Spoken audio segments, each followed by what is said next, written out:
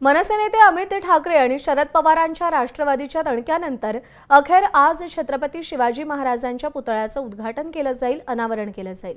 नवी मुंबईच्या नेरुळ या ठिकाणी या पुतळ्याचा अनावरण सोहळा पार पडणार आहे। गेल्या 5 दिवसांपूर्वी अमित ठाकरेंनी मनसे कार्यकर्त्यांना घेऊन विनापरवानगी शिवरायांच्या पुतळ्याचं अनावरण केलं होतं। अमित ठाकरेंनी अनावरण केल्यानंतर महानगरपालिका प्रशासनानं परत कापड लावून पुतळा झाकून ठेवला होता। शरद पवारांच्या राष्ट्रवादीने देखील महानगरपालिका मुख्यालयात शिरून आंदोलन केलं होतं आणि यावेळी आयुक्त आणि प्रशासनाच्या निषेधाची पत्रकं उधळण्यात आली होती। अखेर आज या पुतळ्याचं अनावरण होणार आहे।